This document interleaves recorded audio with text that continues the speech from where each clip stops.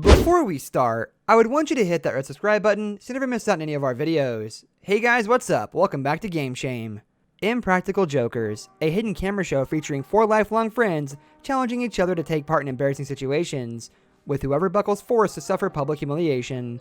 There are many things that we do not see off camera, and they mean a lot for the future of the show. Just like any other show, there are ups and downs of the cast that can lead to terrible consequences. Let's discuss some of the untold truths of Impractical Jokers. Number 1, Slap Attack.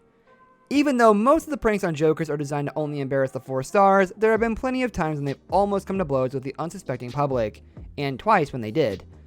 Anyone who watches the show knows that all 4 friends are really polite, respectful guys, but Sal was once slapped when he was forced to tell a woman that her baby was ugly, and also choked by a man whom he cut in line as a part of a challenge. Apologies were quickly dispensed and neither segment aired. Oh, I think I just fell in love. Oh! Number 2, shut down at the ball game. So much of the tension from watching an episode of Impractical Jokers comes down to people's reactions to the pranks. You know the feeling we're talking about. Is this the mark that's going to throw a punch that lands? That sort of thing. Turns out seeing someone absolutely lose it on the Jokers is actually extremely uncomfortable. According to Joe, speaking in an October 2017 Ask the Jokers after show, the angriest person the production ever encountered took place at the Citi Field during an episode called Take Me Out of the Ball Game. The prank, a punishment for Joe, involves stealing baseballs autographed by Mets pitcher Noah Syndergaard from the weakest, funniest victims, little kids. The sight of Joe strolling around, casually robbing young baseball fans and their parents is one of those I can't believe what I'm seeing right now moments that the series is so good at.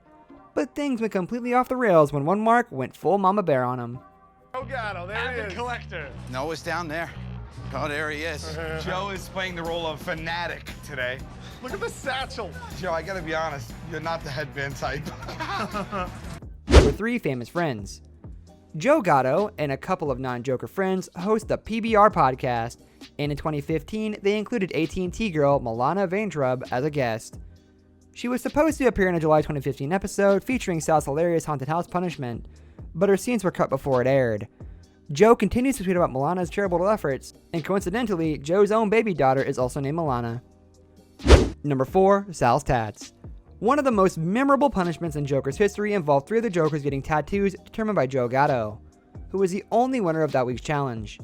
While Q and Murr's tattoos were meaningful to their lives in a sarcastic way, Sal's tattoo was a huge picture of Jaden Smith on his thigh. Viewers will also notice that Sal already had quite a few tattoos at this point, including tribal bands around his calves. His arm tattoo, however, has a pretty deep meaning to him. It's song lyrics dedicated to a friend that he lost in 2011. Kinda makes that Jaden tattoo especially cruel. Tattoo ever. Here we go, Mar. 1, 2, 3. It's a ferret skydiving. Number 5, cry diving. Murr's most notable punishment, and the inspiration for his tattoo, was being forced to skydive despite a serious fear of heights. On air, we see Murr run and threaten to quit the show, but what we don't see is the hour he spent locked in a bathroom, refusing to come out while he sent farewell texts to his friends and family, sure that he would not survive the experience. Both Murr and Sal share a fear of heights, which they'd face again during their later charitable tightrope walk.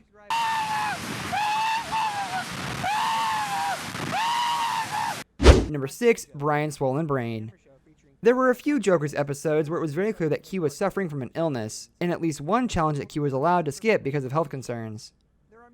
Viewers didn't know that Q's problems were far worse than the flu, and after a battery of invasive tests administered by 4 doctors, a regimen of serious antibiotics, and a misdiagnosis of Lyme disease, Q found out that he was actually suffering from serious encephalitis and meningitis. The difference between pre and post near-death Q is about 15 pounds, and Joker's filming was put off for at least a week. Number 7, Comic Book Man. AMC's Comic Book Men almost featured another member, but Brian Q. Quinn was stuck in True TV's contractual grip and couldn't join his good friends on Kevin Smith's nerdy version of Pawn Stars.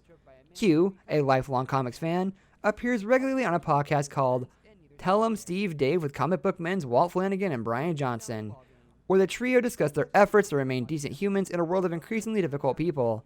You know, your average middle-aged man complaints. This brings us to the end of our video. I hope you enjoyed it. Hit like if you did, and don't forget to subscribe to our channel so you don't miss out on any of our videos in the future. Also, watch a few videos that are on your screen because I'm sure you'll love them. With that, I'll see you in the next video.